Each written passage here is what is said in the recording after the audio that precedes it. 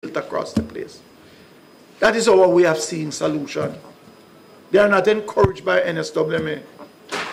Its councillors say, okay, let us even contain the garbage so you can come and pick it up. But when we contain it, it is there for the long term in terms of how long the garbage stays there.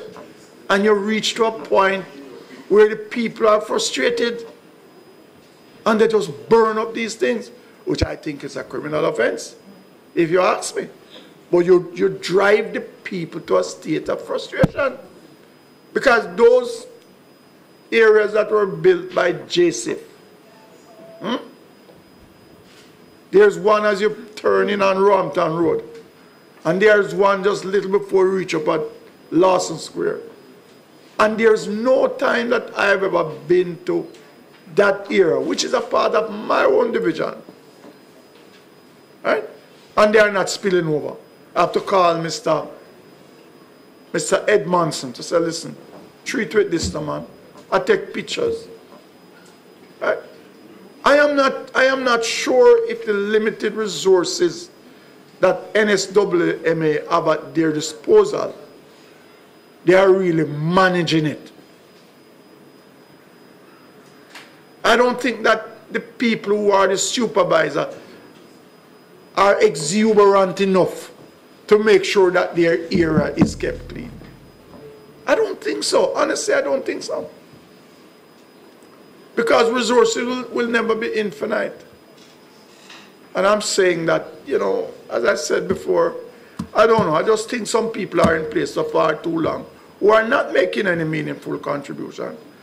And it's frustrating both the young and both the older councillors. And this discussion is nothing new. The mayor before me, same problem. The one before him, same problem. The one before, same problem. And we are advertising about what to do with your garbage. But I must also point out that citizens have a responsibility. They have a responsibility. There's some garbage that they can retain. They can retain their plastic bottles. But NSWMA, do you have the facility to say every last Monday of every month we're going in zone 1 to pick up all plastic bottles?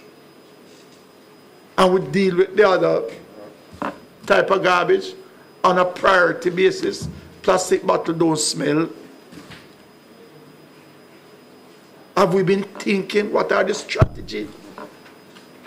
What are the strategies that we are employing? We could pile up the plastics and say once per month to pick up. Today is a plastic day. And I know the compactors can compact 10 tons of plastic, which probably can fill this place. Honestly, I think solid waste needs a shake-up. Thank you. In St. James, because I'm not sure if the same thing exists elsewhere. Let us move on to reports on the police.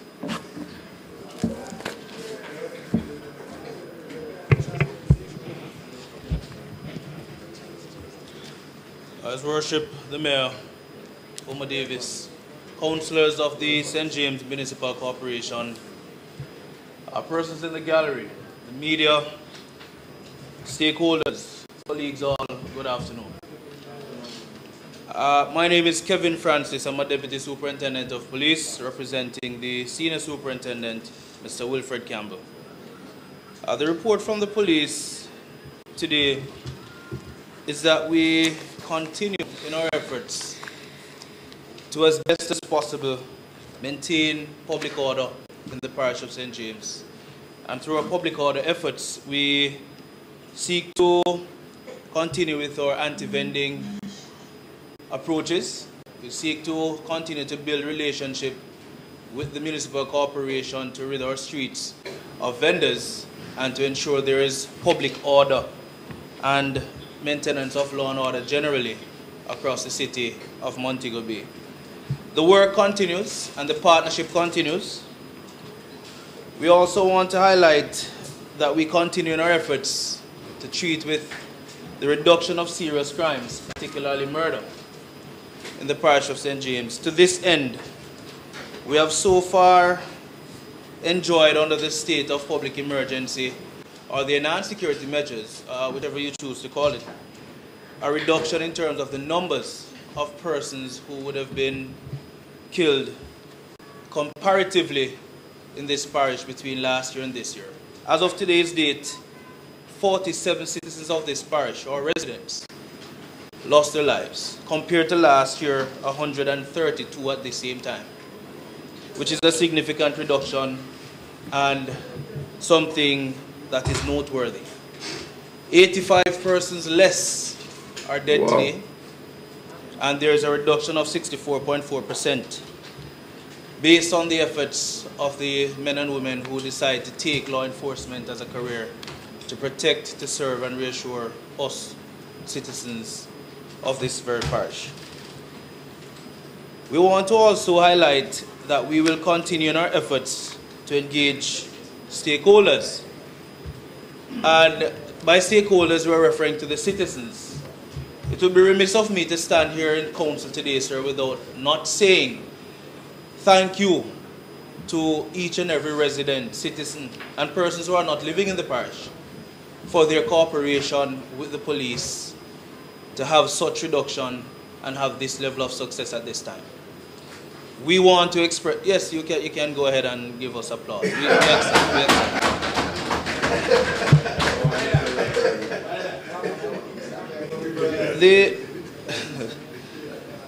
It is said that you should give a man, beat a man and give him his credit, right?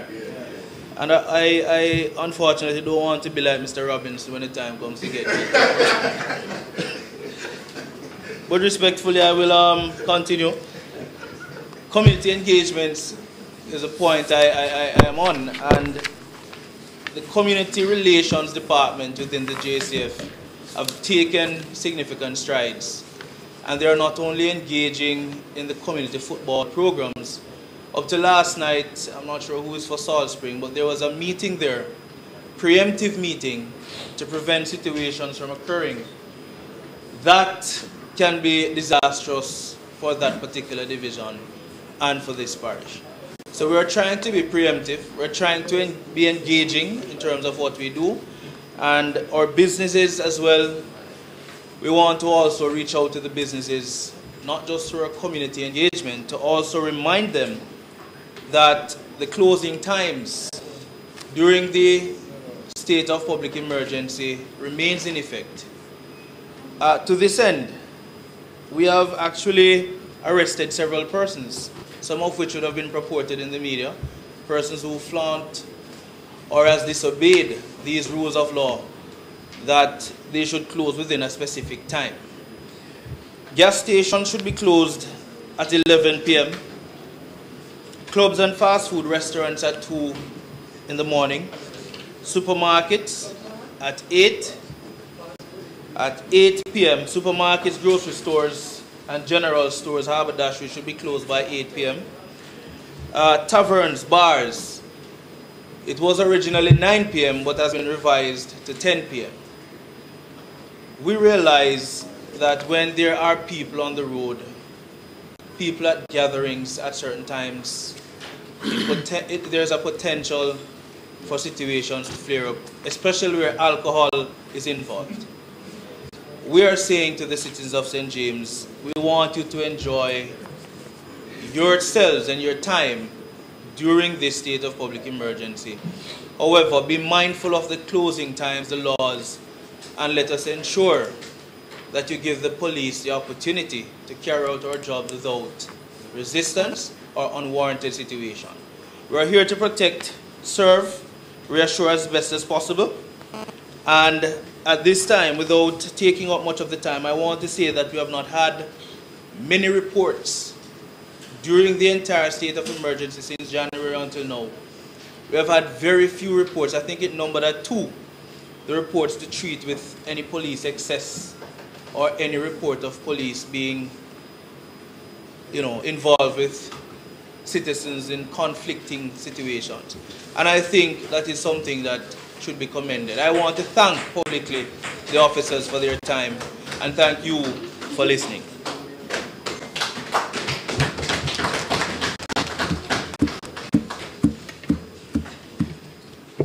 Is there any question, comments, remarks to the superintendent? Councillor Secretary.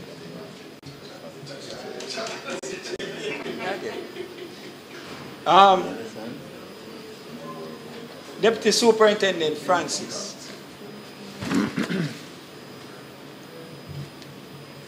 Mr. Chairman.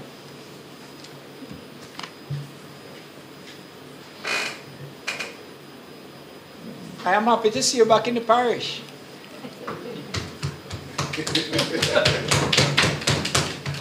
And I hope that they keep you in the parish. And I'm going to say, he knows why I'm saying that. He knows why I'm saying that. But he leads from in front. And he has success in things that he does. And I'm certain that the council from the Springan Division should also be aware of what I'm speaking about. So just continue doing what you're doing. But in the action of, in the words of the superintendent, where he gave the figures, I want to say that if we were following the trajectory from 2012, you gave a report that spoke about 85 less persons compared to last year. Being murdered. Pardon me? Being murdered, yes.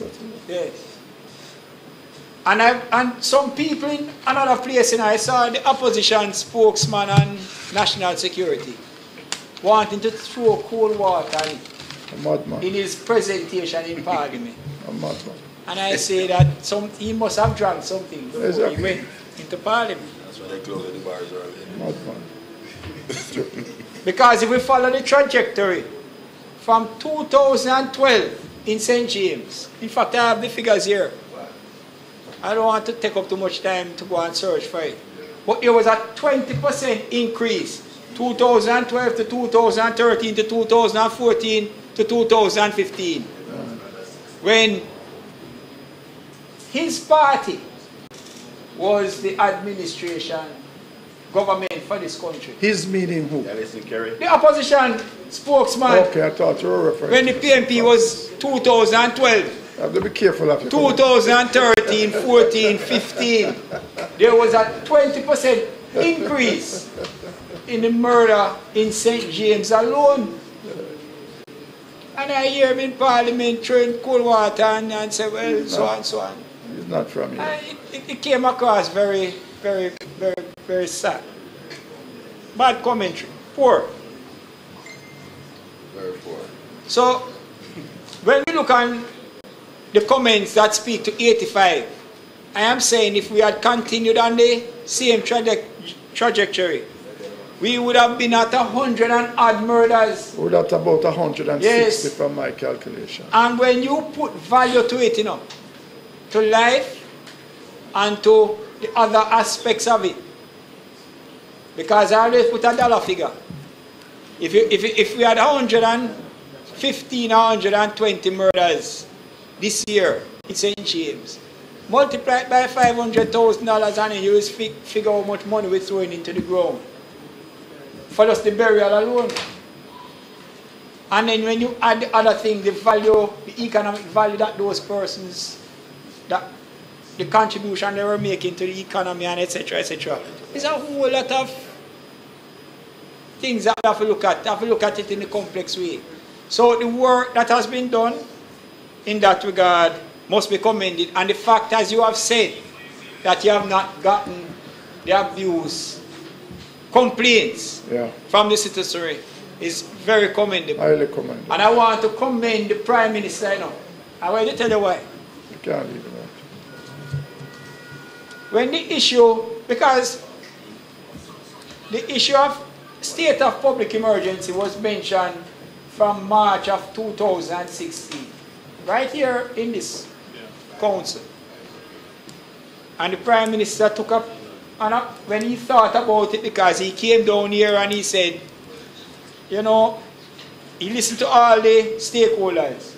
And he came up, conceptualized and came up with the Zozo. And the Zozo had a particular aspect to it, which is the security and the social intervention, which is obviously required. And we are now seeing the fruits of the Zozo. Although they criticize it too, the other side criticize it. I'm certain that Kerry Councillor Thomas is not with them on that. No, that's not there. We'll soon give him the membership. The benefits of the Zozo is going to be felt in the Mount Salem area. But the Prime Minister didn't just stop there, Mr. Chairman. They put the JCF and the JDF through humanitarian courses, training. And I think it played out well with the implementation of the state of public emergency, that you don't hear the public abuse, because persons have been treated in challenging circumstances sometimes, but treated with dignity and respect, and so you didn't get the complaints of the abuse. Persons who have been arrested under state of public emergency, taken to Freeport, and may have been in custody for a period of time. They still come out and I hear them commenting that, boy, well, I got detained, but I wasn't abused, and I'm happy for it, because at least today they can walk up and down and feel much freer and safer than what existed in the past. So I want to commend everybody and just ask you to keep up the good work, the efforts, but we have to ensure that we find, Mr. Chairman, is the guns. But I don't want to stop there. I want to state again. Chairman, it's now 1 o'clock. We ask for the extension. Can I have a second? And I second it. All in favor? All right. Mr. Chairman, I don't want to stop there, but I think that we need to get ourselves into heightened gear in respect to certain things, which speak to the social framework that operates within communities. Because you have some communities today still in St. James, they don't have functioning organizations within their community. Youth clubs, the SDC need to go back into these communities and get the youth clubs up and running. They need to get the neighborhood watch groups up and running, because some communities don't have them.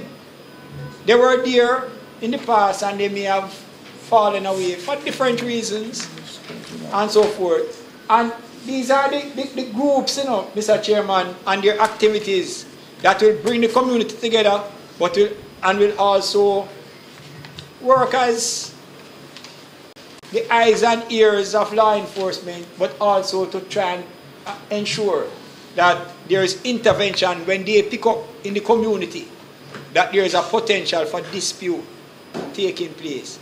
If you have them and they're working effectively, I think they can go a far way. But I don't get the sense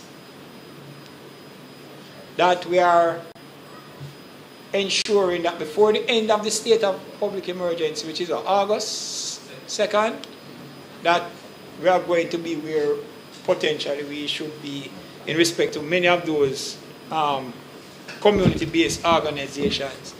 So I don't know, we have the PDC here, but I think we need to get the stakeholders together. I saw the Custos making a comment up in the Salt Spring function at Salt Spring, but making the comment alone without action behind it. I'm not feeling the urgency in that regard, and I'm asking you as the leader of this council to seek to engage the persons, the relevant stakeholders in that regard, so that come August the 2nd, and if we are with the positives of the state of public emergency, there may not potentially be an extension. But even if you don't have the extension, Mr. Francis, the law enforcement, and when I speak of law enforcement, I don't want anybody to believe that it's just police alone, because the St. James Municipal Corporation is a law enforcement agency too. the public health is a law enforcement agency, that we must not drop our arms and go back to a relaxed state of affairs. So from our municipal corporation, with the efforts that was put in respect to marking the grids, I see them rubbing out, let us remark them. The uniform men, gazetted men, who I saw out on the street, let us not go back into our office and relax and say you send out the little constable out on the road.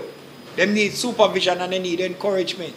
Let us ensure that we keep up that type of effort.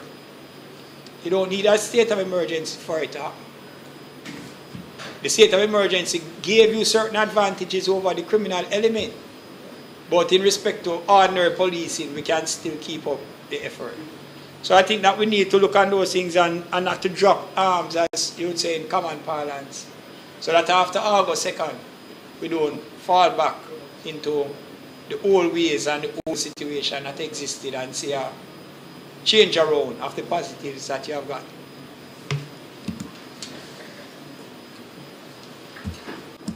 That's it? You're sleeping? Mr. Chairman, and to DSP Francis, it was nice talking to you yesterday.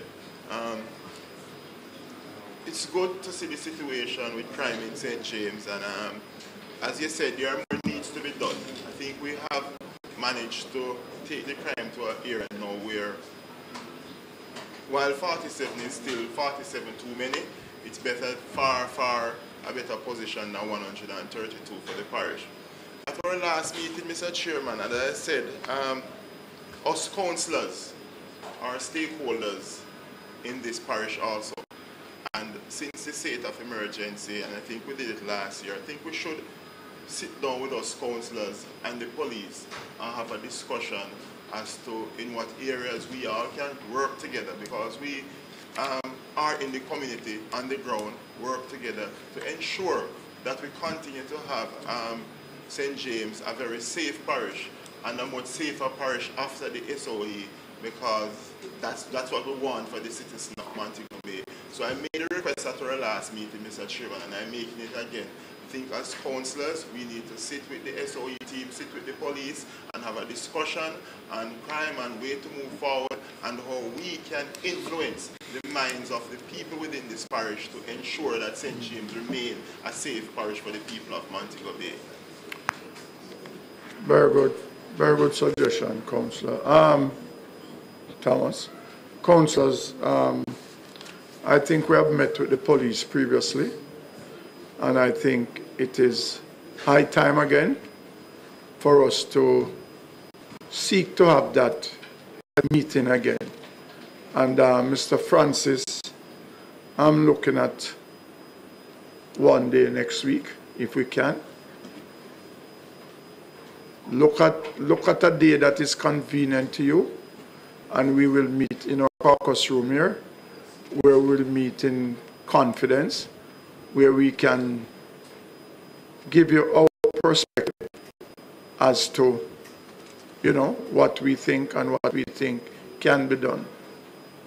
So I'm looking at a very, very early date next week for us to meet, and then we can meet wider stakeholders to see how we can plan the way forward, or continue to plan the way forward, and looking at suggestions that are out there. Because I know the social component of it is not to the point where we would have loved to see it. I know there are some 10 communities that is being looked at as it relates to social intervention, but I think a multifaceted meeting needs to be held with the stakeholders to include SDC, PMI, CSJP, to see where we go and where we put the resources that we can, best see the results of those resources. Because it's not all the communities in St. James are problematic, but there are some which are more problematic than others. And I think that we need to have, I don't think a 2 hours meeting can solve all of that. I think we need to look at a day, and I speak to the Assistant Commissioner, because we were meeting, but we haven't been meeting in a while now, to see if we can pull that stakeholders meeting back on stream. And we have a whole day exercise where we can go through a number of things and review a number of activities that has been taking place. But once again, I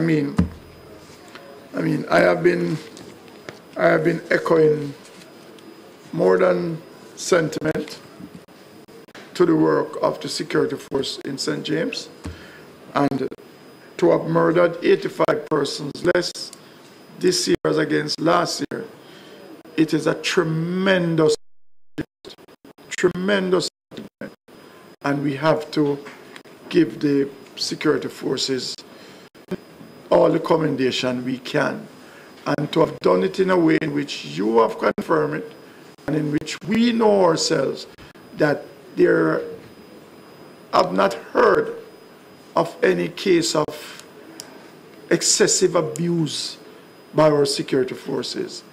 And that, in my opinion, was as a result of actions taken before the SOE was declared, where the emphasis of human rights must be preserved and must be respected. And what it is telling us, we can do very good and very effective policing without having to abuse our citizens. So once again, I wanted to convey to the men and women of the Jamaica Defense Force, the Jamaica Constabulary Force, or RTS, gratitude and congratulations to you for the work that has been done and you continue to do. So once again, sir, thank you very much for coming here to give us these statistics and to tell us exactly how you feel about the behavior of the citizens, because this could not be done without the cooperation of the wider population. So once again, sir, thank you very much.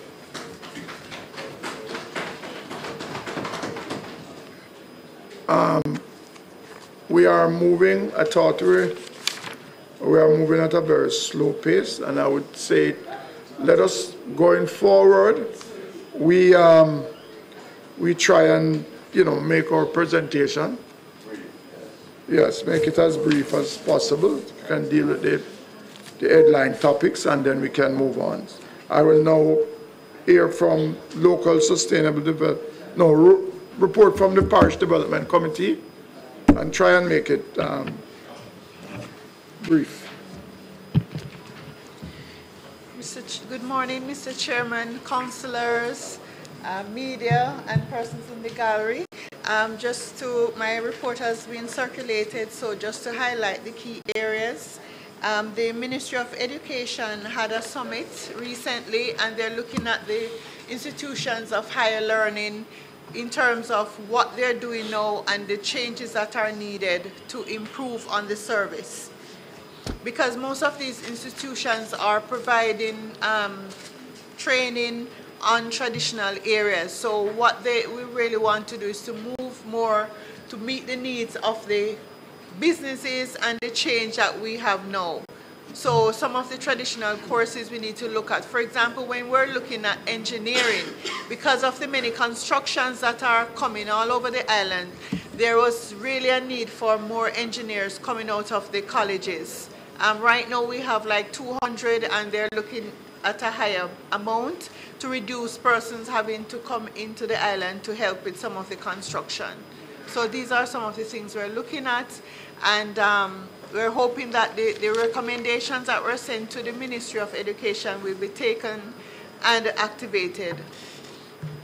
In terms of, we want to say thanks to the Parish Council that did a tremendous job at Labor Day at the Type 5 clinic, because this is a clinic that serves the communities within Montego Bay, and the thought of uplifting it to make it more comfortable needs commendation.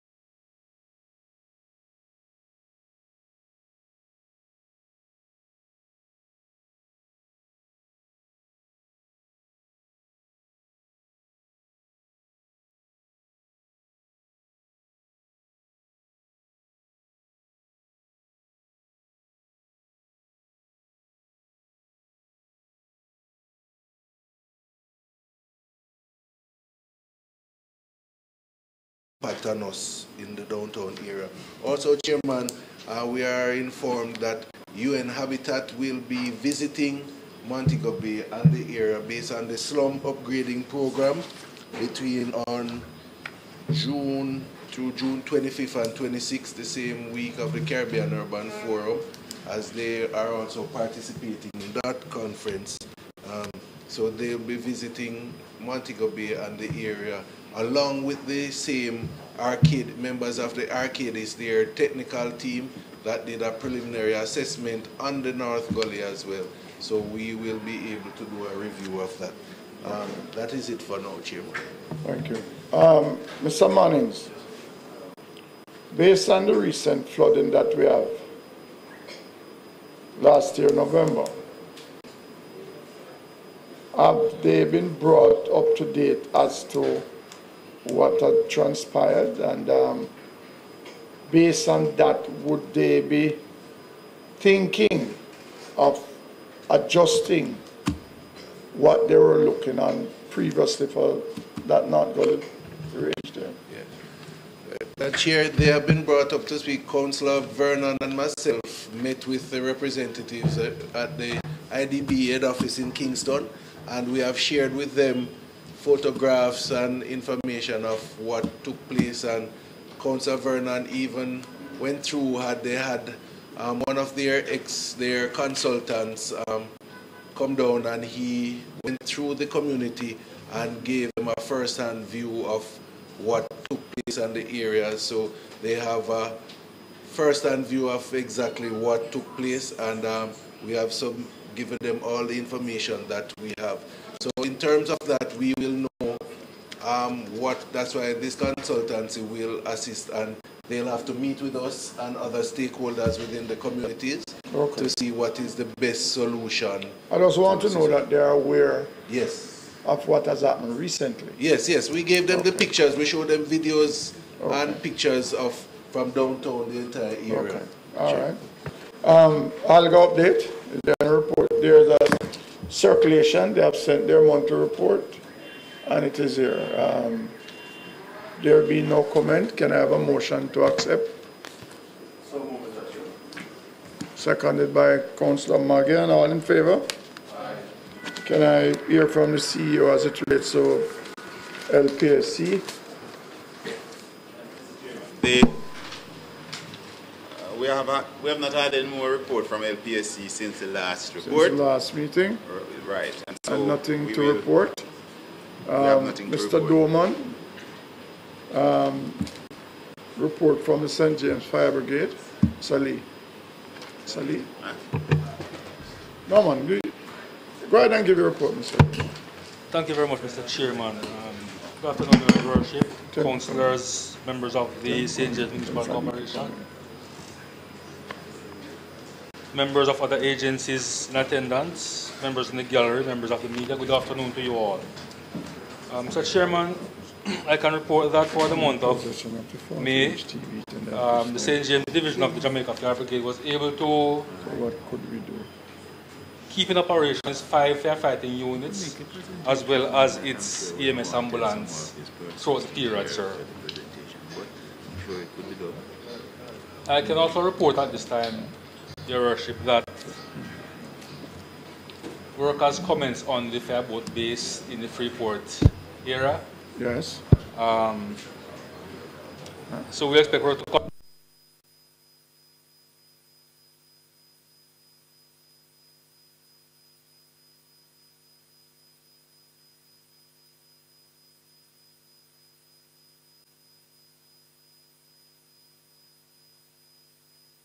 There. The work that was being undertaken by TF on the Iron Shore Station, that's the scope of work which was identified, has been completed.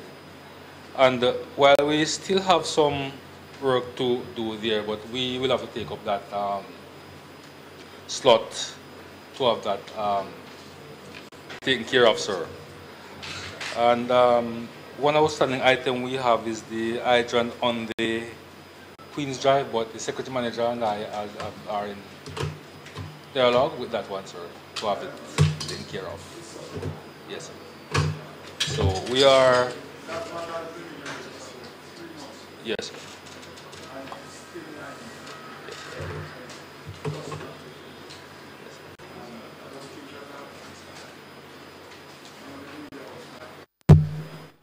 We don't want to talk there, Your Worship.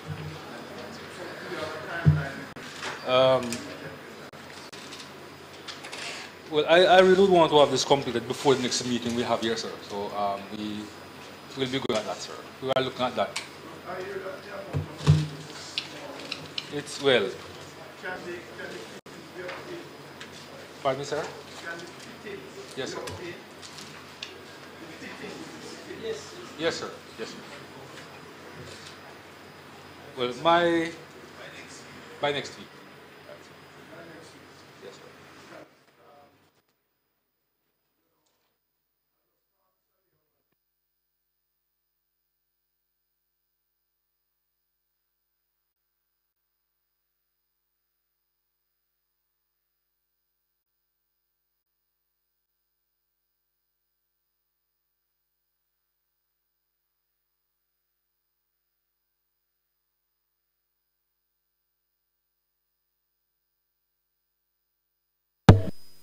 To me that you will have it fixed, then I'll let you receive the TV today. But the 40-inch TV is there. And I'm sure that I want to keep the firemen them viewing the World Cup. To see Argentina being the next World Cup champion. Yeah, what you talking about? Yes, yes. Argentina.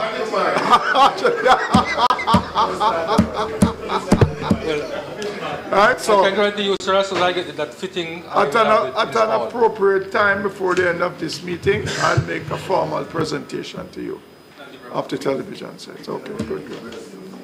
A complete report would have been submitted, sir, so if there are any questions that may come As from usual, the report from the fire brigade has been circulated, and it is always in a very comprehensive form. If there's no question, remarks, or comment, can we move on to the next item on the agenda? Local government reform update. Thank you, Mr. Chairman. At last meeting, we went through the whole reform process, and we made the point that we're now trying to implement the LED aspect of the reform agenda. And you would recall that the committee here took a decision to implement a local economic development program, and we have started the implementation of this program. I am to report now that so far we have received some 54 projects from persons spanning around 10 different divisions, and so we have to a tune of just over $1 million. So these projects have been submitted, processed, and approved, and we are now disbursing funds to implement these projects.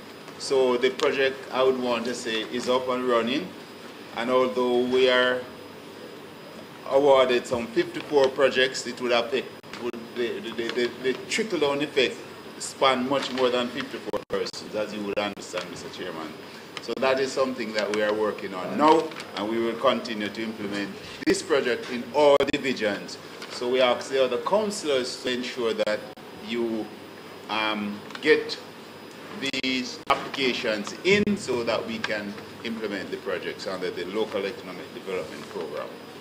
That's all I have to report on this. And, you know, Mr. Lee, yes. I've always said, you know, it's good to report it here as a part of it. But when we are, as a municipality, identifying councillors, identifying persons from their respective division, and giving them some assistance to start a small business, we cannot keep it in secret, you know. 54 persons being benefited. We should have an occasion. I saw other municipalities are doing it. So I'm saying that the next set of recipients, we will have to bring them to a place And, you know, let the public know what we're doing, that we're assisting people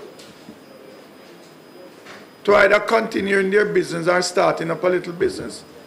Because, for example, chicken rearing is a very active business, you know. And when you give a man a 50 chicken and 5 bags of feed, if he's prudent, you know, you check him 12 months' time and him have 250 chicken, you know. So it is a reasonable start to give someone. So we need to look at it when the next drawdown is taking place. Thank you. Building within the cities, which are public nuisance. Any? We are still processing these matters in the court, Mr. Chairman.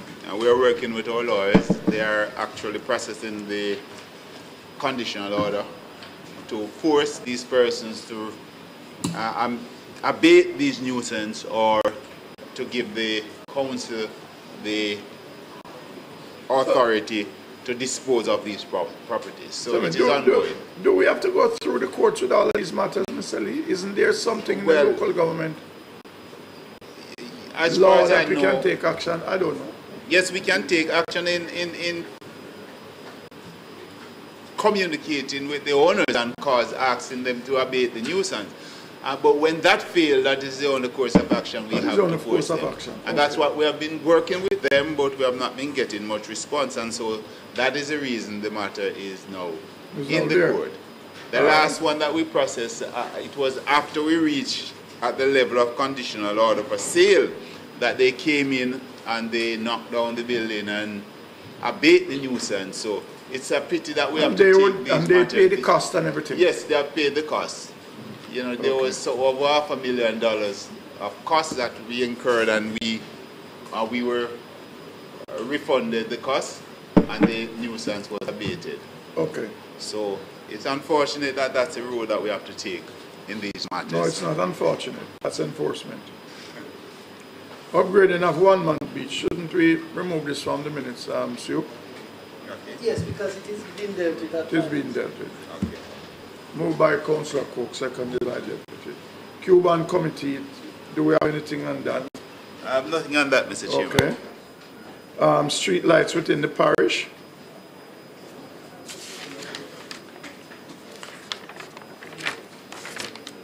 Any update? I have an update, but I will give it in Mayor's announcement. Resolution arising from minutes. There are a number of resolutions here. Please. There are a number of resolutions. The first one we have here has to do with the concrete mix that is being spilled on the road. We have had a response from the ministry. You recall that resolution dates back to as far as December 2013. Since then, the Road Traffic Act of 2016 was promulgated, and under Section 97 of the Act, it gives, first of all, it's an offense for persons to cause to be spilled on the road surface any debris, concrete mix, garbage, or oil, or similar material, and prosecuted in the local court, and it also gives the local authority the power to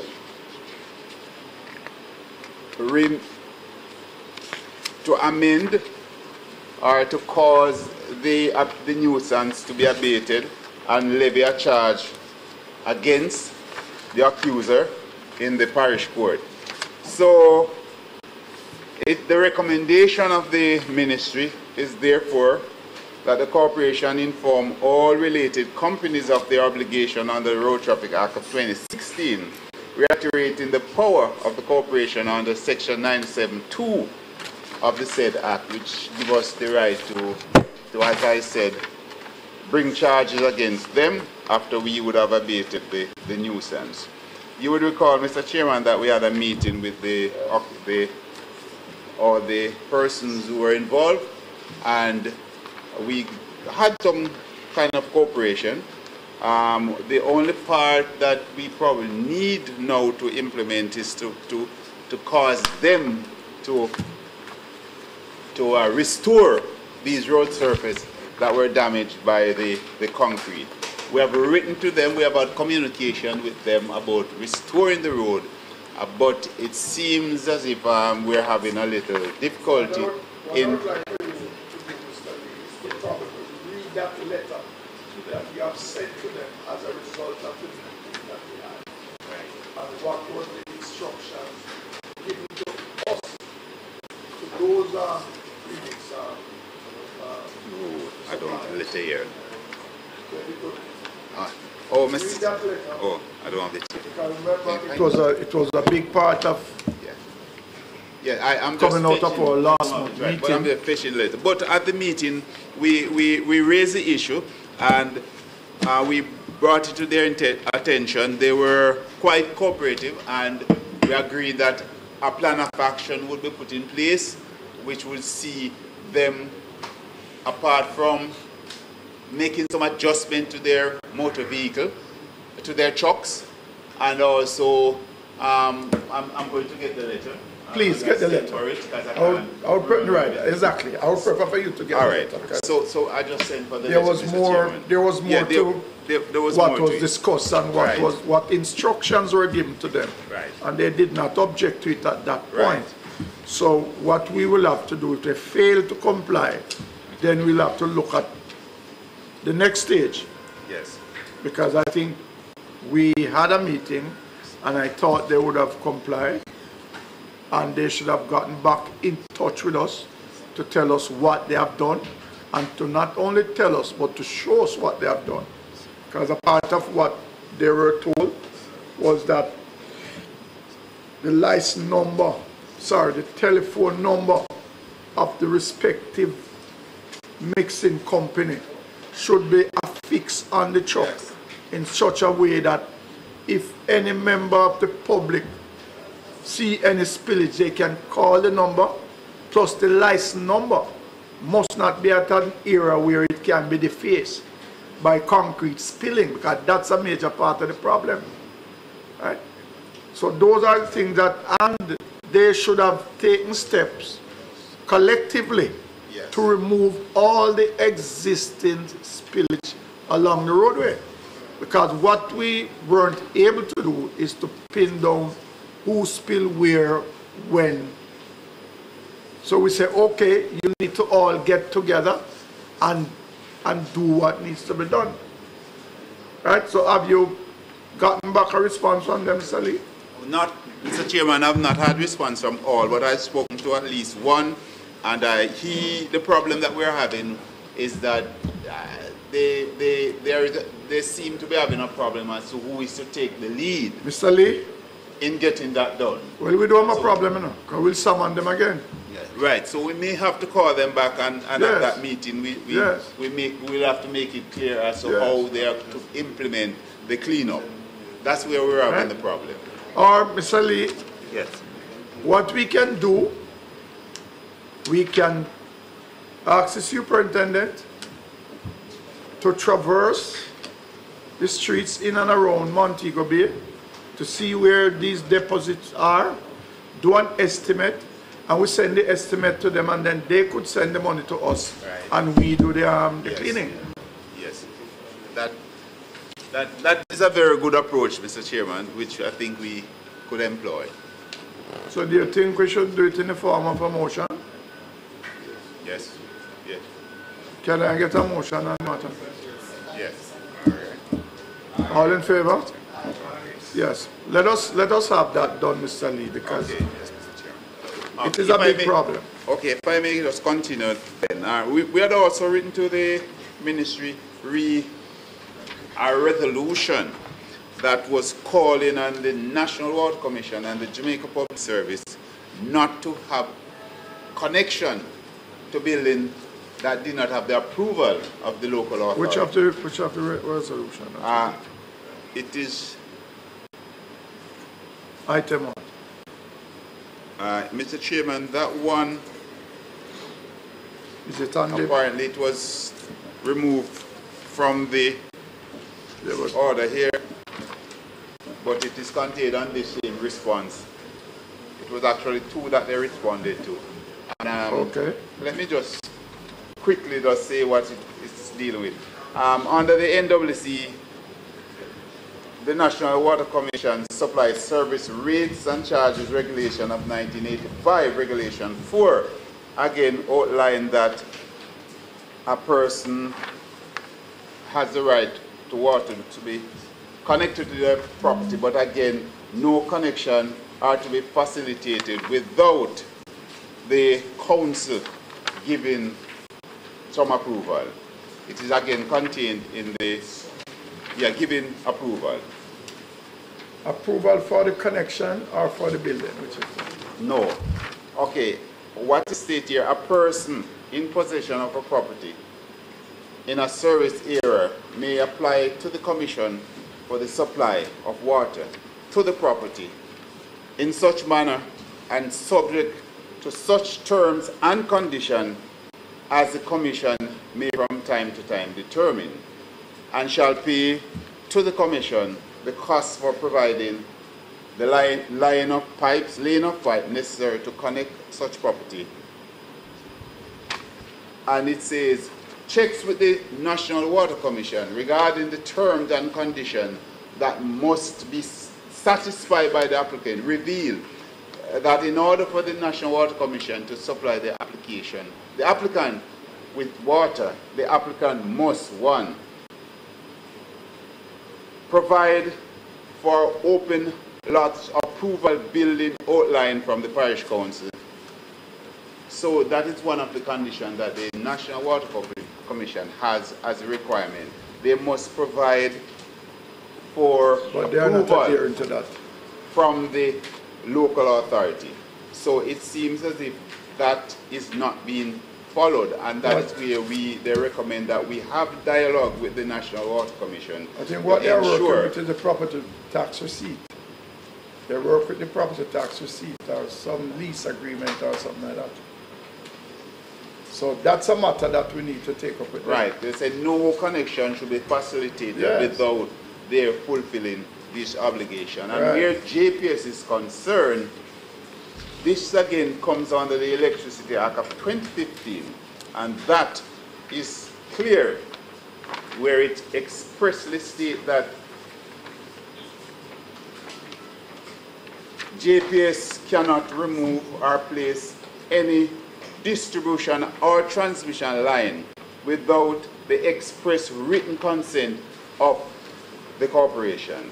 And the corporation can compel JPS to remove lines placed in contravention of the Act, or the corporation may remove these lines themselves, and the corporation can recover all related expense from the JPS should they opt to remove these lines.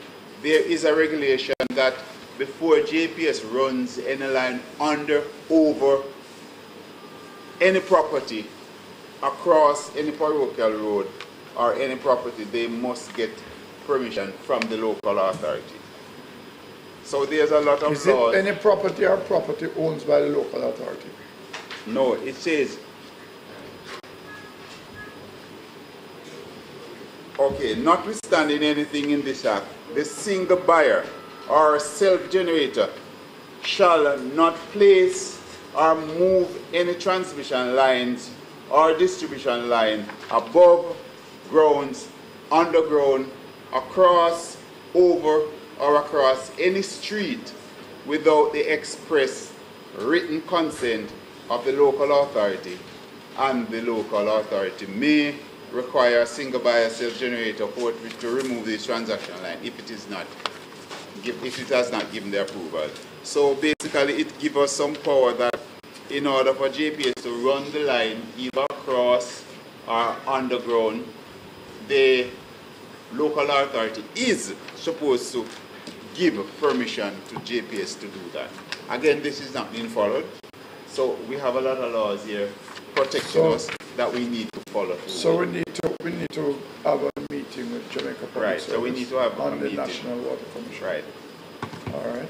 And there are case laws given which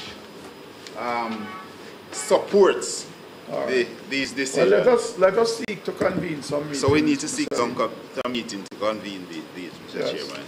All right. So we have 3 meetings to convene now: JPS, NWC, and the police. All right. If I may continue with other resolutions now, there's a resolution for the sale of community lands. Yes. And I was advised, Mr. Chairman, that that is at stamp office, and within the next 2 weeks, we should be getting a response on that matter. Resolution, move on. Resolution for additional rewards to chairman. Again, this is at the local government ministry. We are still awaiting some directive as to how we should implement this resolution. All right. And we will follow. Yes. Resolution for municipal police to prepare, execute. We have not had any update on that matter, Mr. Chairman. But Mr. Lee, yes. have you do a revision of the road traffic, the new Road Traffic Act, to see if the authority of the municipal police is covered under the new act? Because I'm hearing different statements. So I would like for you to do a revision and see if that is the case. If that is the case, the only challenge that we would have, if it is in the affirmative, the only challenge that we would have is to get some ticket books. This one, Mr. Chairman, is actually for the Public Health Act. It is the one that caused the municipal police to be able to serve notice. As it is now, these notices have to be signed by the local board of health, which is yourself. Right, so that is the one that we are looking at. We're waiting. Okay, all right. Resolution on the importance of implementing an auxiliary system. Resolution again, which is at the ministry. We are awaiting a response. The renaming of Gloucester Avenue. The Gazette was, well, recommendation was sent for it to be gazetted. We are basically at the stage now where we should be planning the renaming ceremony. Has it been gazetted? Well, I have not had a copy of the Gazette, but we have had a copy of the request from the ministry, from the legal department for the Gazette to be done. So I will just follow up to see if it has been published yet. Normally it would take like about 2 weeks to be ready. See if you get it. So we just need to get that, and then we plan the renaming ceremony. 4th floor is ongoing. 4th floor is ongoing. The resolution commissioner study on the drainage system in Montego Bay. Again, we are not sure how to action that, but the National Works Agency, to my knowledge, is in the process of committing such a study, and I know that the superintendent was in discussion with them to get an update. Right. We have not yet had an update. We haven't received the update, but a request was made. So we should be able to report on that in short order. Resolution to review the need for the National Works Agency to exist. Mr. Chairman, that one is, I don't know to action that one, but we send it to the ministry and we are awaiting a response. I'm not sure how the parish council can action this one because resolution for urgent stakeholder meeting for slum upgrading and disaster mitigation project, and for a feasibility study to be done to relocate residents of King Street and William Street living along the coast of the North Gully. Again, this is a resolution which was sent to the ministry. But how would this resolution fit into what is now taking place with UN Habitat? Yes. How would those two fit in? Well, I know that the project that the UN Habitat is working on is looking at the whole matter of the residents who are living on the North Gully and how the area could be rehabilitated, whether or not they could put in roads and so on. So it is something that, as you say, UN Habitat is actually looking at, and they are working with the parish council, and Mr. Manning is a lead person in that program. Okay. So we will try and get an update to see if there's anything that we could report. You had skipped the impact fee, Mr. Lee. Oh, the impact fee, Mr. Chairman, is again at the ministry. That's Okay. a good resolution. We need to, flesh that out in terms of once we get approval, then we would have to move on into the whole matter of deciding on how we were going to calculate this impact fee. Yes. Of course, it would have to be We have a way based to calculate it. on impact assessment, the impact assessment which would have to be done on each project. But I think it's a good resolution, and we are hoping the ministry will give some support to it. And so it we was can sent move to forward. NEPA also. Was? It was, not that one, not that one. Yes. Resolution, read the cemetery now. We need that. Okay, resolution read the cemetery. We are still working between the ministry because it requires some ministerial approval, and it requires the SUP doing some study in terms of the Abandoned Cemetery Act. We have looked at the act, we didn't find the kind of information, so we'll have to do some further study on it. I know the councillor moved the resolution, gave some specific, but when we checked for the act did not give us the kind of information that we were expecting. So why didn't you consult with the mover of the resolution? That is our intention to see do that. if he has a copy that is not. We actually searched in line and archive. We didn't find much, but we are going to continue the search in consultation with the council. Look at it, Mr. Lee, something that it is a burning issue right now. It is. Because with the level of activities that taking place along that strip, we need to have the additional parking out there. Yes. And what it means for this council, it means some serious revenue. Yes. Sunset Boulevard. Sunset Boulevard, that resolution, we sent it to the ministry. They have replied, requesting some additional information in terms of length of the road and whether or not it is owned by the NWA Parish Council. The superintendent is working on the response, and we will be sending off the response so they can continue with the order. And that would be the same thing with Southern Cross. And that is the same thing with Southern Cross. We're on to the municipal police issuing traffic ticket. Right. That is the one you were responding to now. Look at the road traffic act. Look at the road traffic act. If there's any accommodation there. Okay. All right. Okay. We have a resolution requesting public forum. Is that the one? No, man. There's one to the Ministry of Health to investigate the use and disposal of dental amalgam. Yes, we send this one again to the ministry. The resolution was sent to the Ministry of Health to take the appropriate action, because as you know, the resolution was called in on the Ministry of Health to carry out an investigation as to whether they should it makes some sense, Mr. with this use of this dental amalgam. Resolution to establish oversight committee to monitor students. I'm wondering. This resolution, Mr. Chairman, there was supposed to have been further research because it was brought because at the age of 24, you becomes an adult from 18. Right.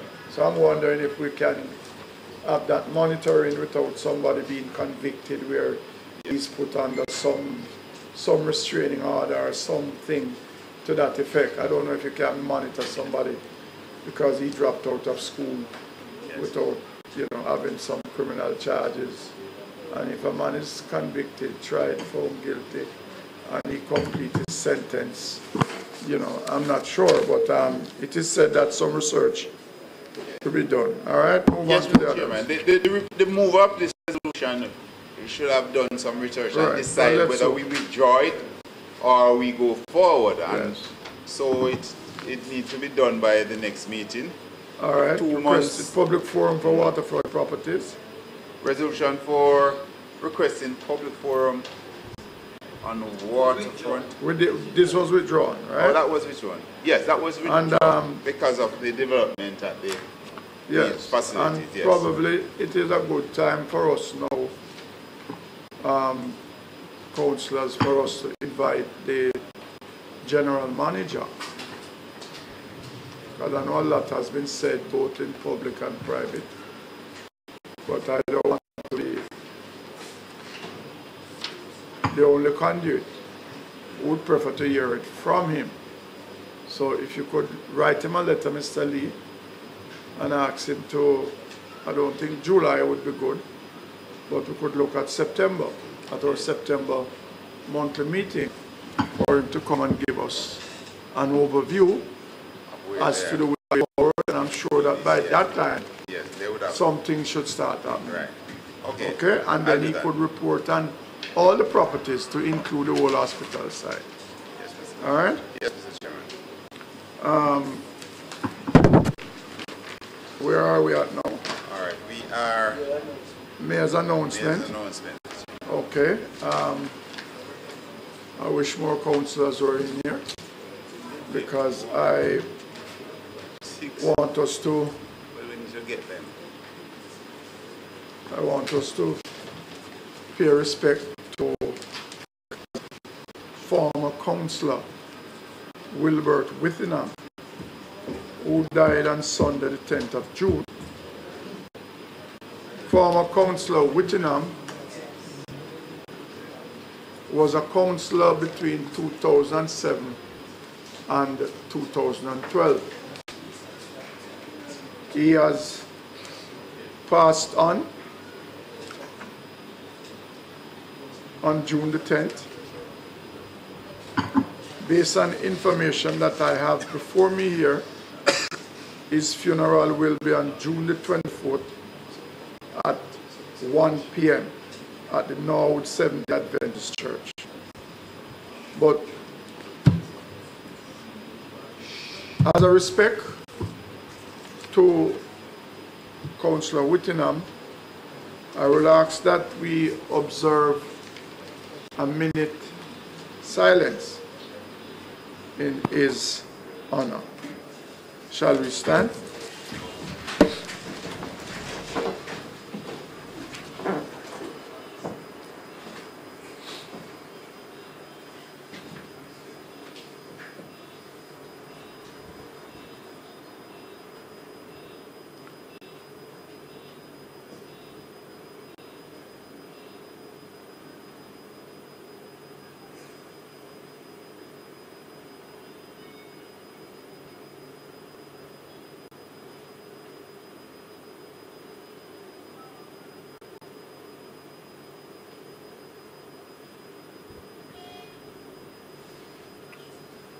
May his soul rest in peace. And the funeral will be Sunday the 24th. Yes, you can. You can. Oh, I don't have a copy of it now. I don't think. Right, huh? Okay. Yes, Mr.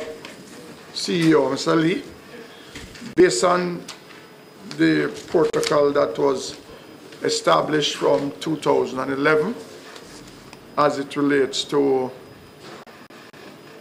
assisting the family of former councillors, I would like for that to be activated and the necessary communication is made to the family, and we do what that motion had pointed out, are the rules that were set as a result of that. And you know, councillors, I must tell you, life have a way, you know. Life is very funny. because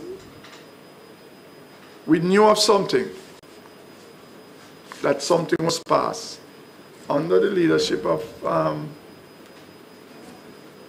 Councillor Sinclair. He was the mayor then. And what was very profound when the document was presented to me yesterday, at the top of the document, the same name was there, Councillor Wilbert Whittingham. At the top of the document, because it was circulated to all councillors. And it was that one, and I'm sure that when Mr. Lee found it and took it to me, it was I who pointed it out to him. I said, well, life is funny.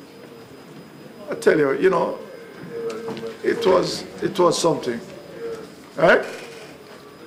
So, councillors, it is the 24th of June at the Norwood Seventh-day Adventist. So those of us who can make ourselves available, I begged of you to be there. There's also some other matters which we must be aware of, and this is an excerpt from the Minister of Local Government's presentation in Parliament as it relates to the hurricane season. And based on what the Minister has said is that the forecast for this season is slightly above average. We can recall the very active season in 2017 when Hurricane Irma and Maria wreaked havoc in the Caribbean. The Office of Disaster Preparedness and Emergency Management is building Jamaica's capacity to prepare and respond to these natural disasters. What we are saying is that we are now in the hurricane season, and there's no doubt that climate change is influencing some of these weather patterns. And there's no doubt that as a municipality, we are the first call for disaster happenings. And I am saying, Superintendent, I would say that we need to make a special effort to revisit all our critical drains and to see exactly what needs to be done. The disaster preparedness officer needs to visit all our shelters. It's being done now to make sure that they are in good order and is ready for any eventuality. I spoke about a meeting with representatives of Marubeni, which I had recently, and we spoke at length as it relates to non-functioning streetlights, JPS poles which are not aesthetically pleasing as a result of overgrown trees, as a result of cable operators having their cable installed in a way in which it is not fitting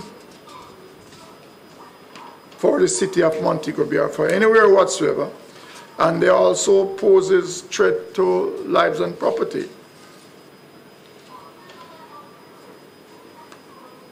They weren't here for that purpose, but I still raise those issues. But what I can say, they were here to partner with the St. James Municipal Corporation in utilizing their smart LED lights to the benefit of the city in having fitted or having to fit electronic devices to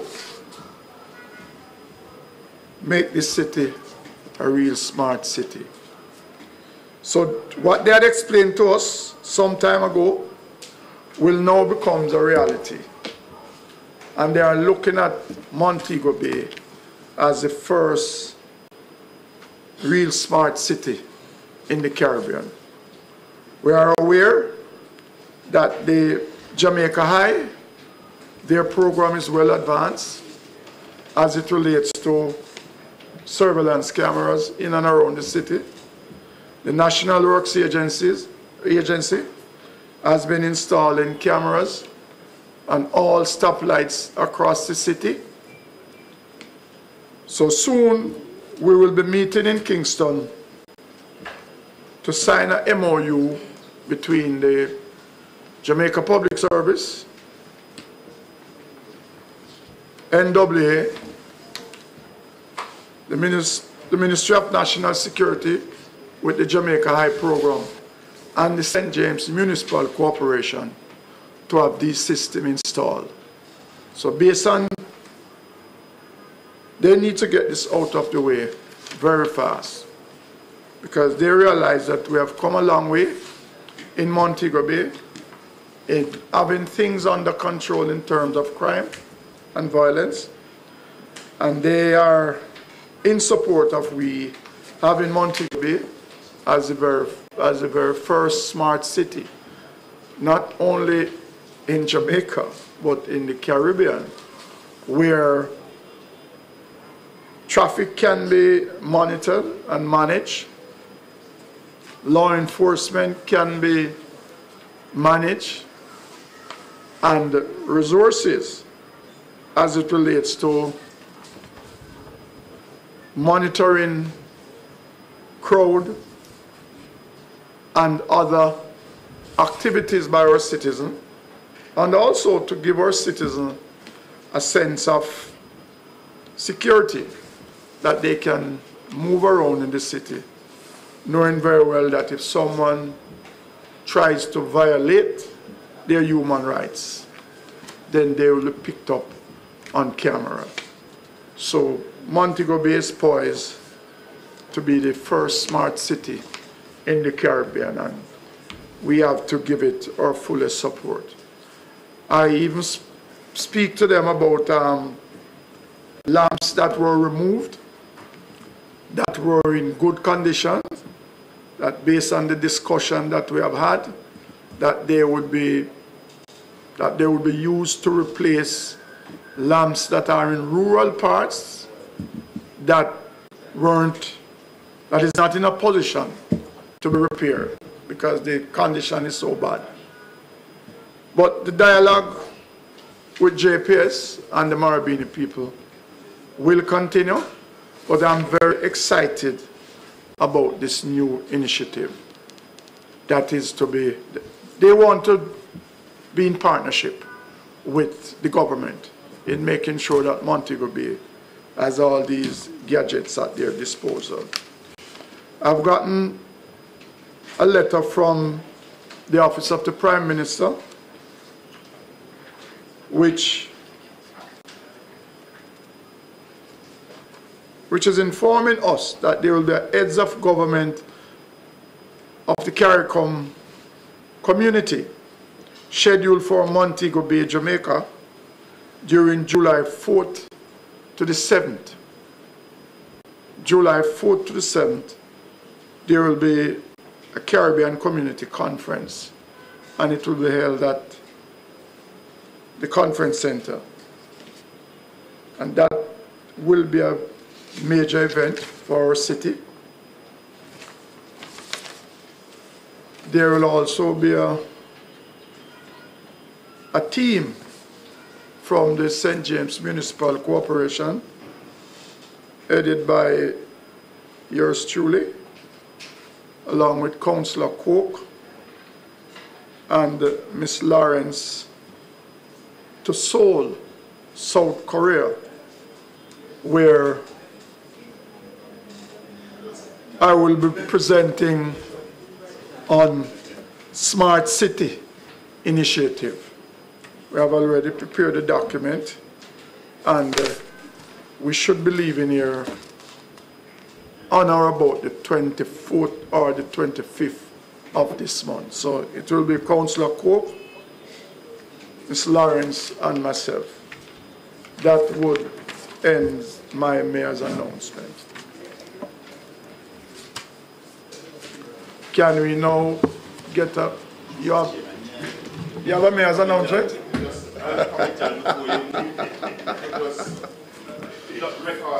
The letter?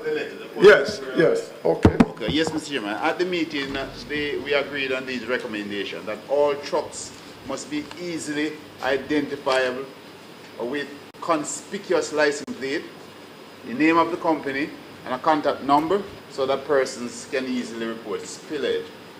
We also agreed that all trucks must be cleaned and washed at the operator's plant or the operator's facility to prevent the flow of these concrete into the drains or on the roadway. We also agreed that a code of conduct should be established and that the drivers should be trained in best practices for communicating spillage and the use of access en route to the construction site. We also the different where they should travel, because there are some areas that cause the truck to tilt too much and spill the concrete, so they should be conscious of where to drive and how to do these things. We also agree that the operators should ensure that the trucks are filled 1 cubic yard less than the capacity to prevent spillage. Also for some special lock to be devised to minimize the escape of large amount of concrete. We understand that this locking system already exists, so it's for them now to procure this locking system and install it on their trucks to prevent the spillage. And also that non-compliant drivers should be surcharged by the company where applicable. And finally, we agree that the operators of the premix plant should organize as soon as possible, organize a team, and that they should be deployed throughout the parish to clean up the areas that are now affected. And the municipal corporation should be so advised so that we can supervise this cleanup, and that will be done by the superintendent of roads and works. So those are the points that we agreed on, and we will therefore follow through to see that these are implemented. Thank you. It was some points of understanding.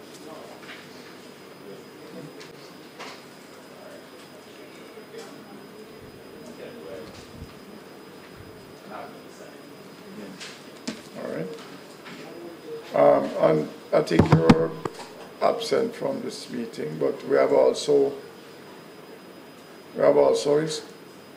an motion for the superintendent to do a survey and to do a costing, because based on a discussion that Mr. Lee had with them, they are, wondering who should clean up where and who should do what. So we are saying that it's easier if we get the estimate done and give it to them, and they collectively put the resources together, and we will have the areas clean up. Yes, so we will get the estimate done, then we'll convene a meeting with them where that can be dealt with. Okay. Right. Can we now have a motion to accept the local board of health? Mr. Lee, local board of health. Thank you, Mr. Chairman. I have a referral from the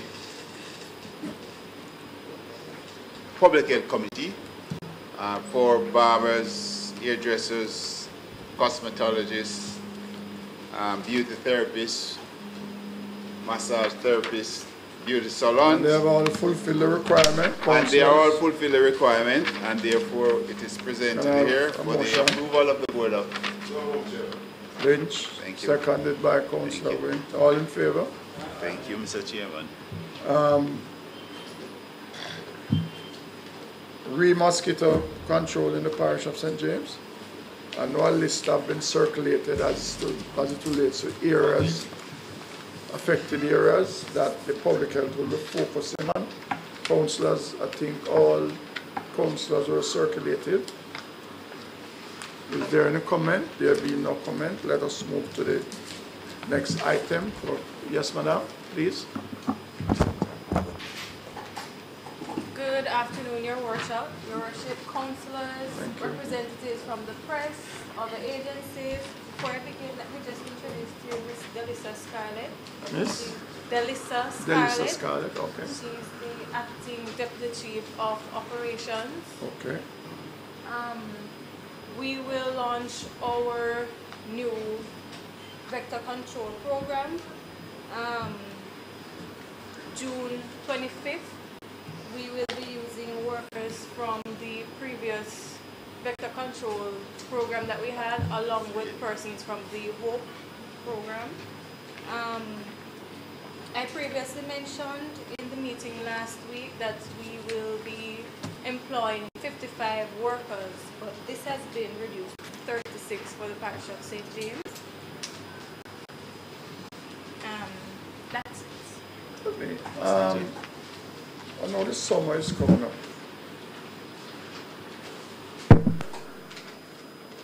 We had a vector program sometime last year where persons would go into community and investigate breeding sites and stuff like that. Do you have a program like that going? Yes, that is what we will be starting the 25th. Also, that is where the 36? Yes. Okay, all right. Well, I see a rodent vector control program. That is what you covered a while ago? Okay. Can I now have the report of the public health? The report has been circulated, councillors. Have you gone through, see if there's any comments, remarks, or is there anything that we should be made aware of?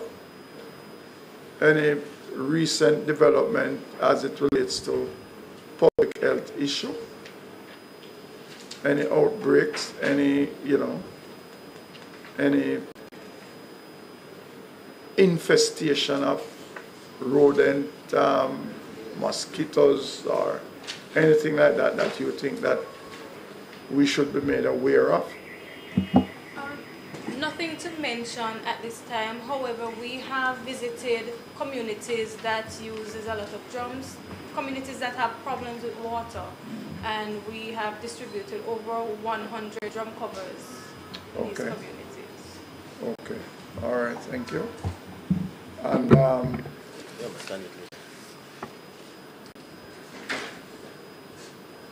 okay, thank you. And I'm sure that your working environment at Type 5, I'm sure that is looking quite good. Right? I was there for Labor Day to assist in the process. And it is a situation that I've always said, we being the local Board of Health, but even outside of that, the Public Health Department over the years has played a very critical role in the city of Montego Bay by keeping us informed as it relates to preventative matters that impacts on public health. So we encourage you to continue in that vein. Thank you very much. Yes, Councillor. On the issue of public health,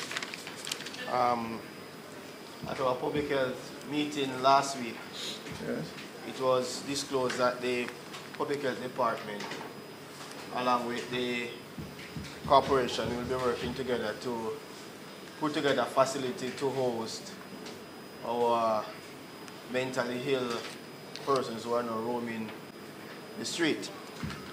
And I just want to use this opportunity to say a hearty congratulations to the public health and the corporation for the approach and initiative that they will be taking to treat our mentally ill citizens of the parish.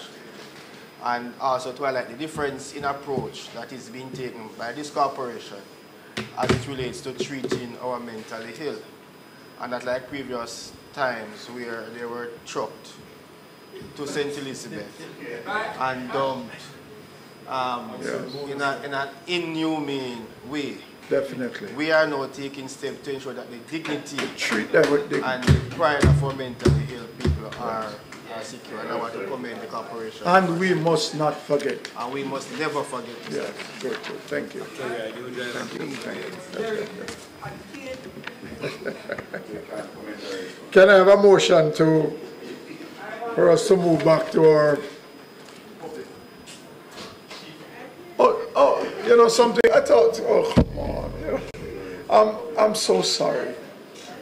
I'm so sorry. Thank you, Your Worship. I guess you know something, you need to come sit closer. My chair is not very tall. You need to come sit closer. Mr. Robinson, and you sit too close to Mr. Kerry Thomas.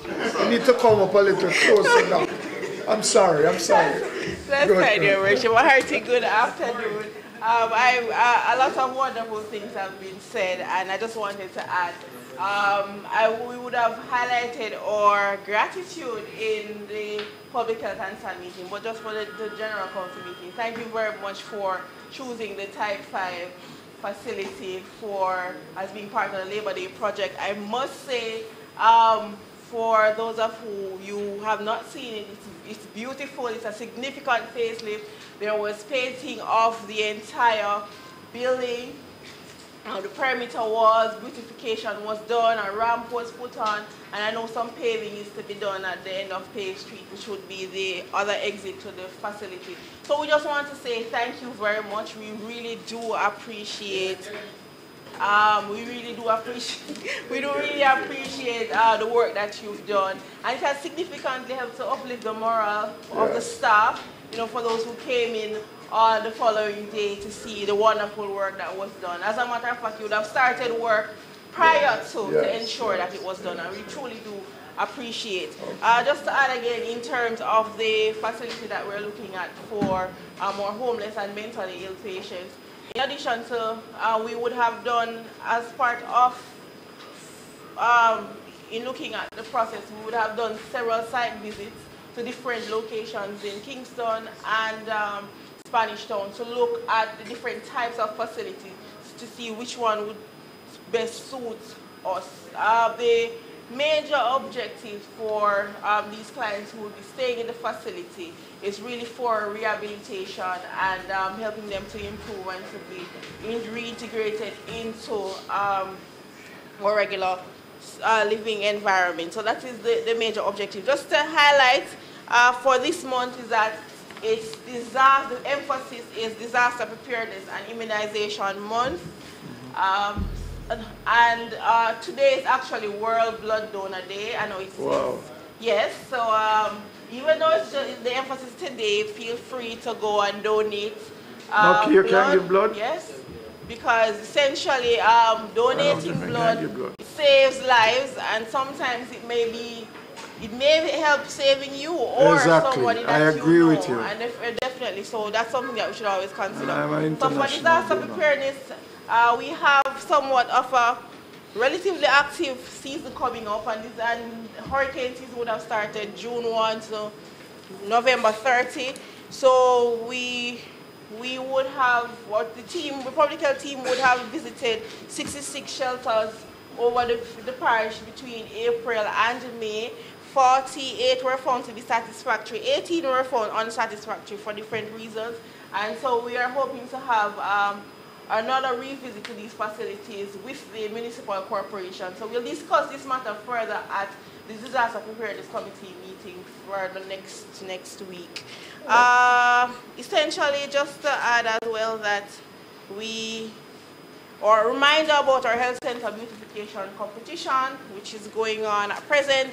The facilities are Roehampton, Somerton, Springfield, Montego Bay Type 5, and the Green Pond Health Center. And the award will be presented at our annual review on June 27th at the St. John's Methodist Church. So those are the major inputs. Okay, thank you. Thank you very much, Doc.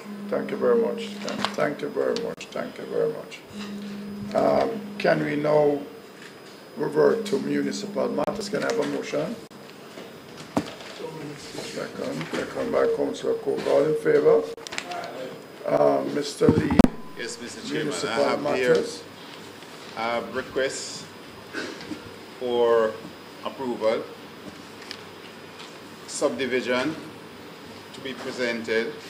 It's a part of, actually, certificate of compliance, a part of Fairfield Estate, Tech Park, and it is Barnett Limited. It is to release the release of lot 1. Oh, release of 1 lot, which is lot number 9 out of 11 subdivision. We have the document submitted, which is a statutory declaration from the superintendent, also from the survey, and also the pre-check plan. They have all been checked and they have complied with the requirement, and therefore it is here for the approval of this committee. Councillors, there is a... Huh?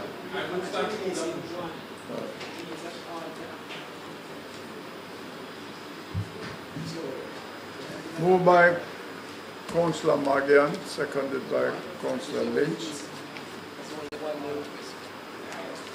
All in favor?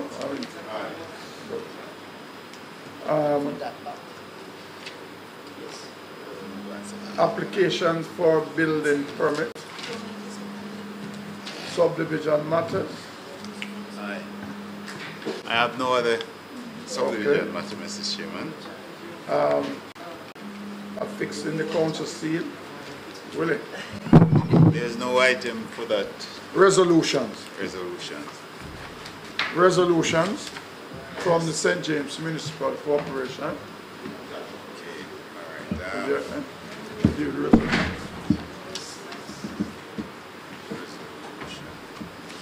Mr. Chairman, at the last meeting,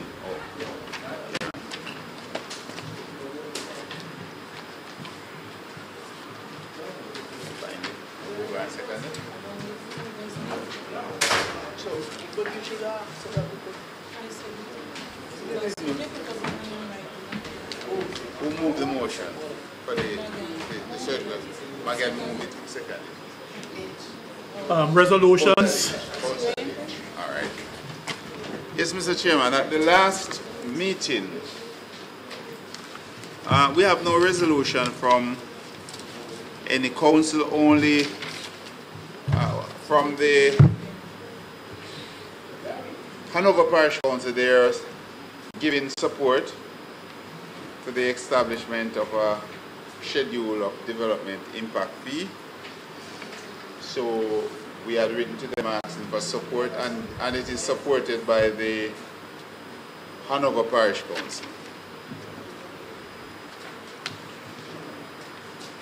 All right. At the last meeting, there were some notices of motion. When resolution, there's no resolution from this council.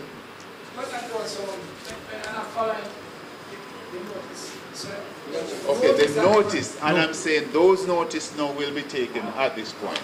I was making the point that at the last meeting, notice of motion were given for at least 3 resolutions. It is now appropriate to take those resolutions. Yes, they have been circulated.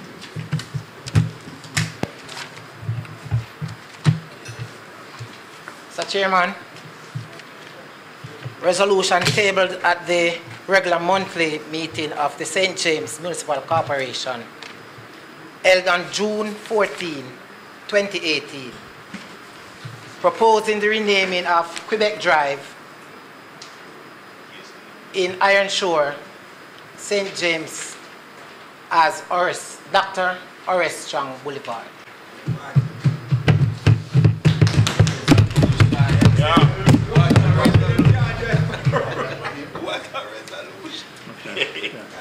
Whereas Dr. Horace Strong has made and contribute to make significant contributions to the social, economic, physical infrastructure and the growth and development of the city of Montego Bay and its many communities, and to public life, including being a member of Parliament for the constituency of the Northwest St. James.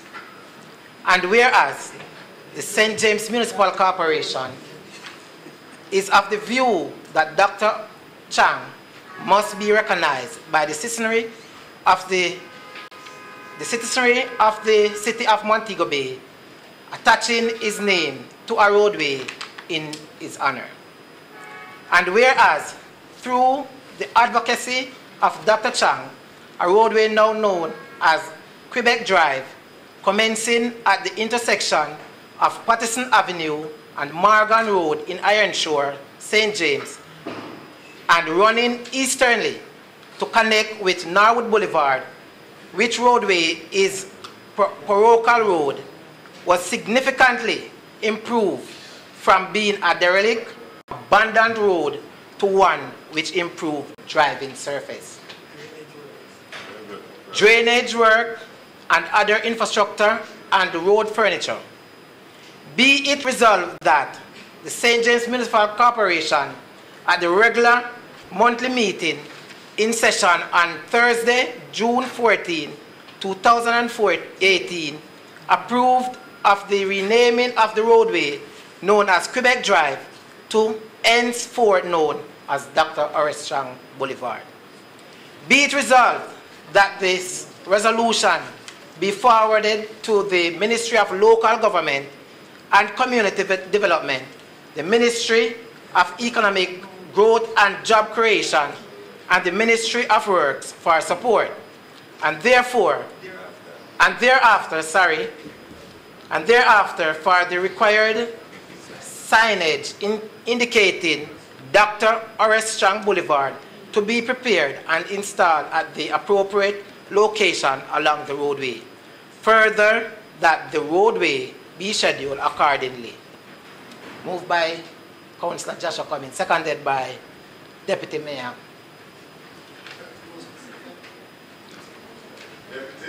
Yeah. Second, yes. Thank you.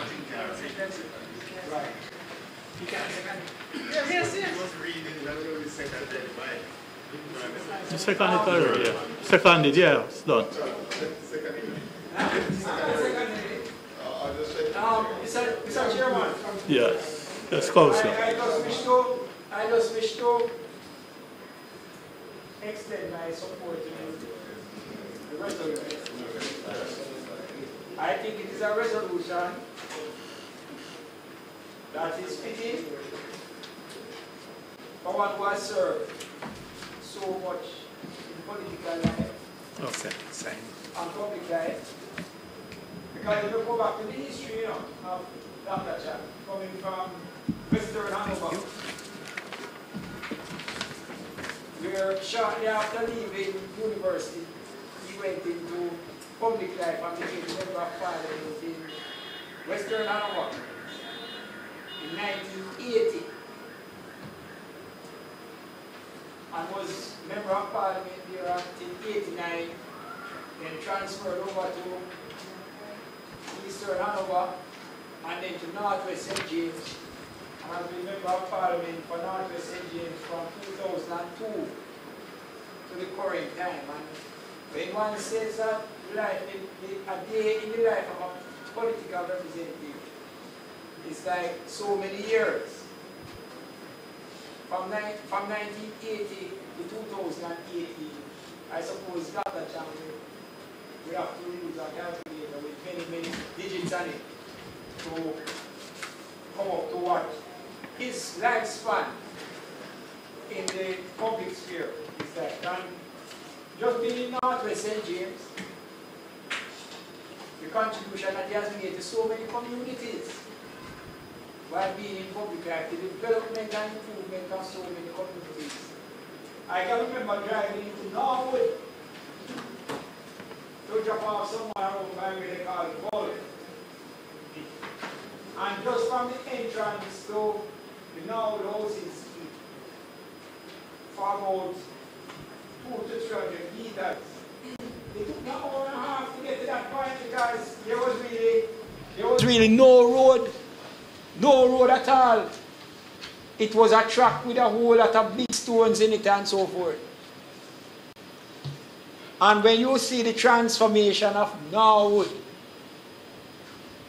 in a short period of time, since Dr. Chang was there and was Minister of Housing, when you look at the transformation of Providence Heights in Flankers, which we know the history of that place, which, you know, every time I speak about it,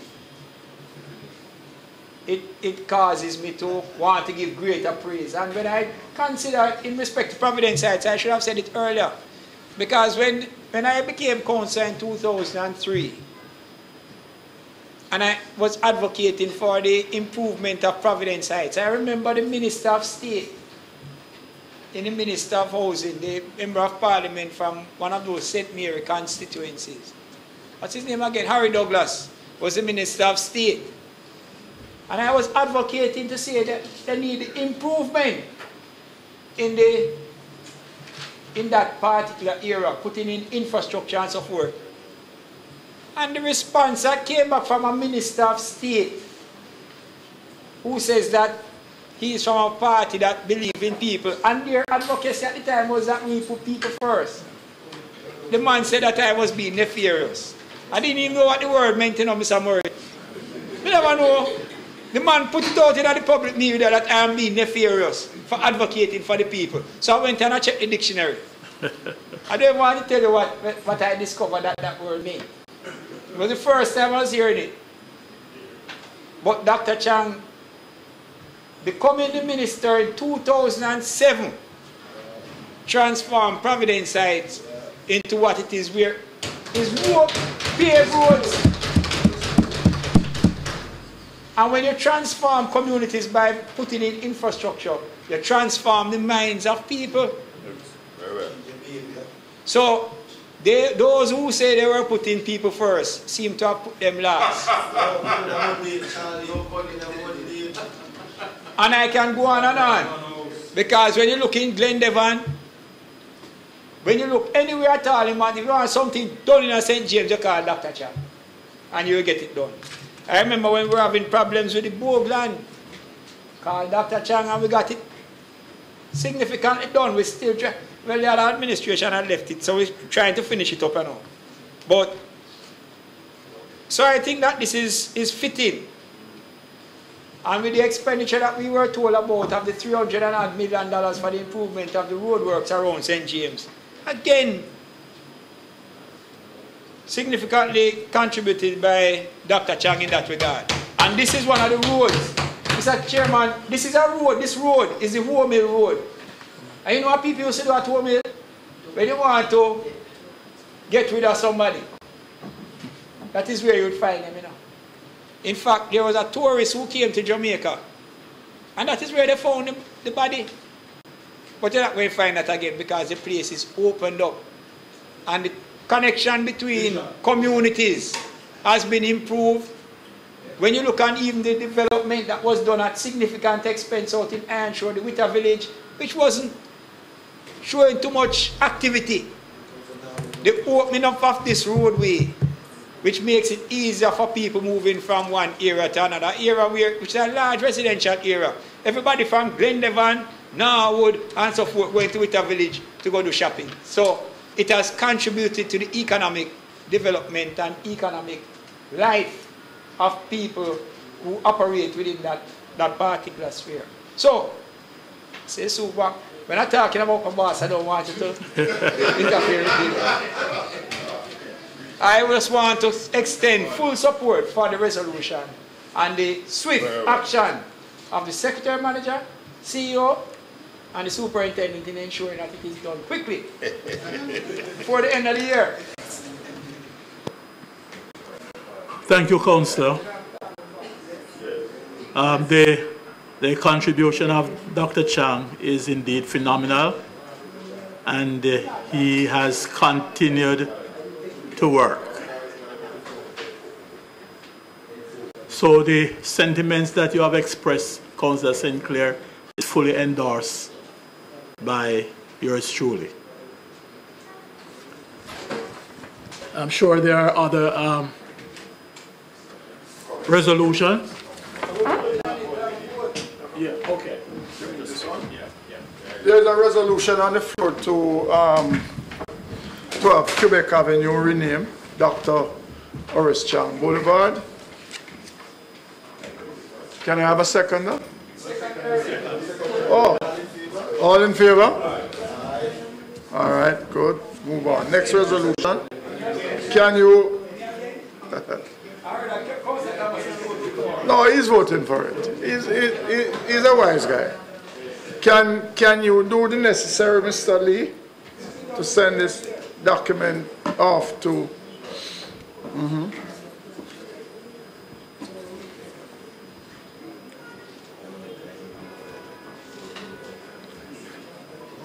Any other resolution? Yes, sure. Okay. Resolution for the employment of an in-house attorney at law by the St. James Municipal Corporation. Whereas the St. James Municipal Corporation operates as a regulatory body, whereas the Municipal Corporation is responsible for the enforcement of many acts and regulations for the good order and public safety within the parish of St. James, whereas the Municipal Corporation is the owner and landlord of real estate, and in that regard and in its function as a regulatory body, there are matters that require legal advice, opinion, and court action. And whereas it is more expedient, efficient, and cost-effective to engage a practicing attorney in full-time employment to the St. James Municipal Corporation, be it resolved that the St. James Municipal Corporation employs a practicing, competent attorney at law to be a member of staff. Be it further resolved that this resolution be sent to the Ministry of Local Government and Community Development.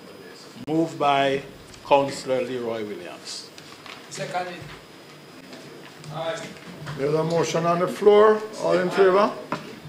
The ayes have it. Any other resolution? Any other resolution? No other resolution? So, Mr. Lee? Just for information, there were some resolutions that were, some notices that were given in the month of, one in February and two in March. Yes. And the mover of this resolution has not presented the resolution, and therefore, based on the standing order, they would have to be removed. Yes. Until and be reintroduced. So do we have to take up? Councillor Cook asks a resolution for councillors who serve for 20 years to be considered for national awards. Also a resolution requesting the Ministry of Local Government to construct halfway houses for victims of fire. There's also a resolution regarding a notice by Councillor Dwight Crawford, a resolution regarding heavy units that traverse and parked in residential area, and Councillor Vernon resolution for the Ministry of Local Government to develop a new method for the payment of street light. Those resolutions have been on the order paper for more than 3 months, and therefore we have to remove them. And the bylaws say we have to remove them. Right. A motion, notice of which is given, shall be thrown out if after 2 consecutive meetings no member appears. But it can be brought back though. It can be brought back. Okay, good. All right, so just advise the committee that they'll remove until then. Yeah, those resolutions that notices were served and they were in compliance within the specified time is now removed. They can be brought back at some other point.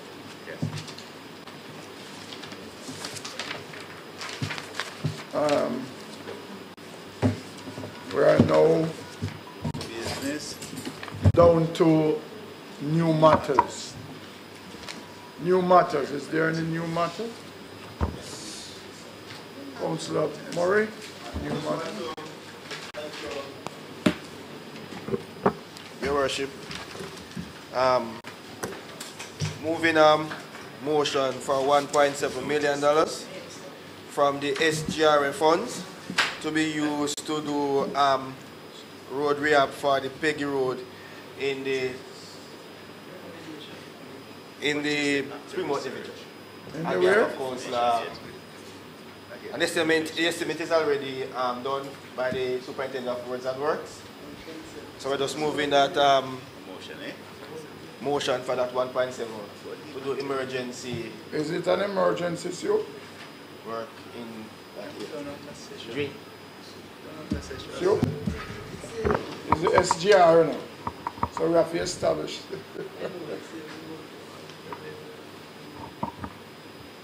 So you agree that it is an emergency? Let's say yes.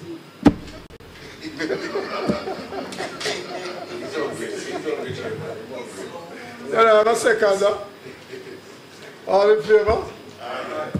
The ayes have it. So you expedite the process before the emergency gets more critical.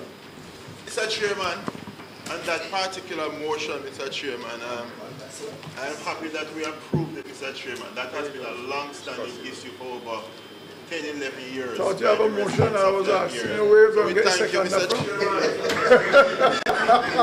I was asking you where you're going to get second from.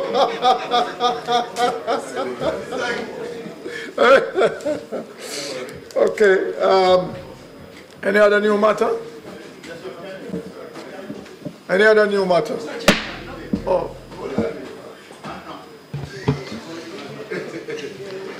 So, Chairman, there was a matter that came up in the finance meeting that touches upon estuary. Oh, okay, yes, and yes. Which is a housing project being done by the government in partnership with Wiccan. Yes. And it was identified that there is a road, which basically is an abandoned road. It's not being used, hasn't been used for some time. In fact, it seems to have been a forgotten road. It is. And it was. Based on what has been discovered, it is a parochial road. And having regard to valuations that have been done, to which I believe the municipal corporation is satisfied on the comments that have been made by the partner in the project. And based on the fact that with that partnership with the government, there are 1,500 houses that are being built for the ordinary man and woman, civil servant. With an additional 1,000 to come. Well, there you go. More houses to come under this administration. Prosperity. You know, Mr. Chairman, everything we spoke about today is just good news. Good news. Good news. Good news. I think the people of St. James just going to say, look, go along and just take it. Run with it and enjoy it. Right, Kerry? Yeah, we have to come over. Yes. You will be saying that too. So, Mr. Chairman, the parochial road falling under the St. James Municipal Corporation, and for us to continue in that vein, the situation as outlined is that there is a particular market value, but because of the partnership with government, there is a subsidized rate that was dealt with in respect to the larger part of land, and we have been asked to follow in that vein. Based on that, instead of a figure of $2.5 million, which we could have as a municipal corporation demanded, it is being proposed that we use the subsidized rate, which will then mean that the St. James Municipal Corporation is a contributor to the development. And to ensure that the ordinary man and woman is also going to be the beneficiary in respect to lower prices for the houses that will be provided by the government. That we sell what has been described and defined as the abandoned road, parochial road, for a figure of $581,370.37, which would be the total price at the subsidized rate. Yes. So I just want it to be known within here and for the persons who may be on the outside that the St. James Municipal Corporation, this administration, should give support to ensuring the development continues successfully, and to ensure that the people of St. James, who will be the ultimate beneficiaries of these houses, that they will get it at a subsidized rate, a reasonable rate that is affordable to them, and that they can build a home for themselves and their family. So I'm asking this council to support the motion for the sale of the abandoned parochial road for the figure that I just outlined. In accordance with what has already exists. Yes. Yes. And, sir, and Mr. Chairman, under the Parochial Roads Act, yes, there is a requirement that the road a year should pass. Yes. But in this case, the road has never been used. We have to expedite the process. So I think that if we should also seek to have that aspect of it about the 1 year non-use of the road. But the fact that it has not been used be considered as that period of time. Yeah, and you know, even so since the start of the construction, yeah, even since the start of the construction, because it was during the process that they were seeking to acquire certificate of titles that they realized that this abandoned. That's what I'm saying. Because we never even know that it was there. Yeah. So we getting that money is like a windfall. Yes. Yeah. So the appropriate waiver in relation to that aspect of the Parochial Roads Act, yes, I also attached to the motion. All right. Can I have a second now? I make the second motion. All in favor? The ayes have it. Any other new matter? You have any new matter? Yeah. This meeting now stands adjourned.